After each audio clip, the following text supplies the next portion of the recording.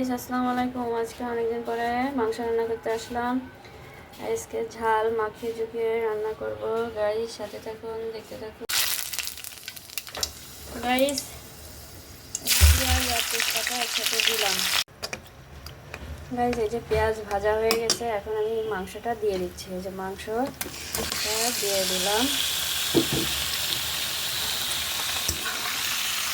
মাংসটা একটু ভাজবো, তারপরে আমি মশলাটা দিব। যেহেতু মুরগির মাংস, সেই জন্য একটু ভেজে নেব।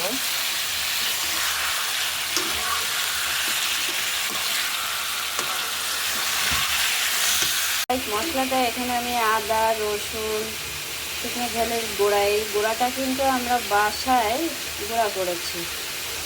এটা আদা,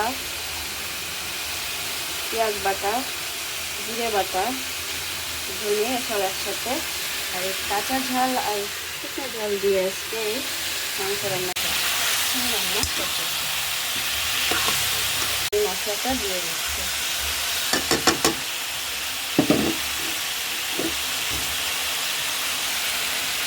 একটু কাঁচা ঝাল দিয়ে দিচ্ছি।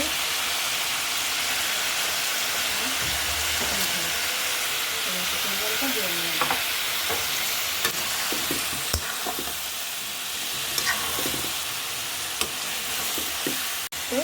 কাঁচা পেঁয়াজও দিয়ে দিচ্ছি। লবণ দিয়ে দিলাম আর এই হলুদ দিলাম।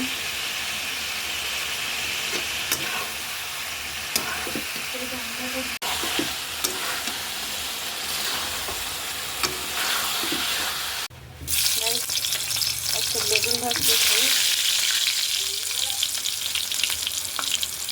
একসাথে গরুর মাংস আর বেগুন ভাজি।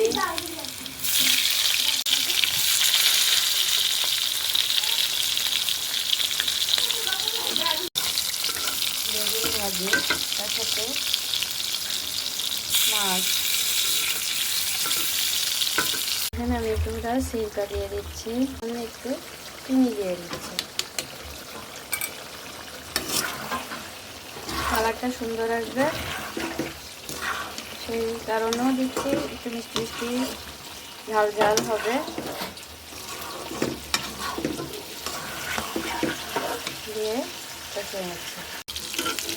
বেগুনগুলা প্রায় হয়ে গেছে।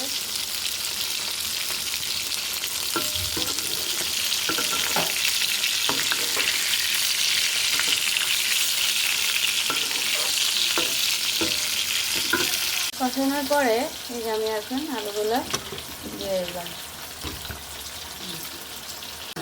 দিয়ে এর ভিতরে আমি একটু আস্তা রসুন দিব। আস্তা রসুন দিয়ে দিলাম। এটা স্বাস্থ্যের জন্য খুব উপকার। মাংসের সাথে আস্তা রসুন, পেঁয়াজ খেতে কিন্তু বেশ মজা লাগে।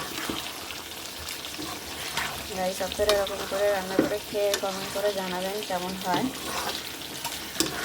তার সাথে বেগুন ভাজি আর কাতলা মাছ ভাজি। কষানো হচ্ছে, পানি ঢেলে দিলাম আর একটু দিয়ে দিচ্ছে। গাইস এই যে রসুন দিয়ে কাঁচা ঝাল দিয়ে আজকে মুরগির মাংস রান্না করা হয়ে গেল। গাইস এই যে আমার রসুন দিয়ে মুরগির মাংস রান্না। যদি ভালো লেগে থাকে লাইক করেন, শেয়ার করেন, সাবস্ক্রাইব করে দিন বেশি বেশি করে। ধন্যবাদ।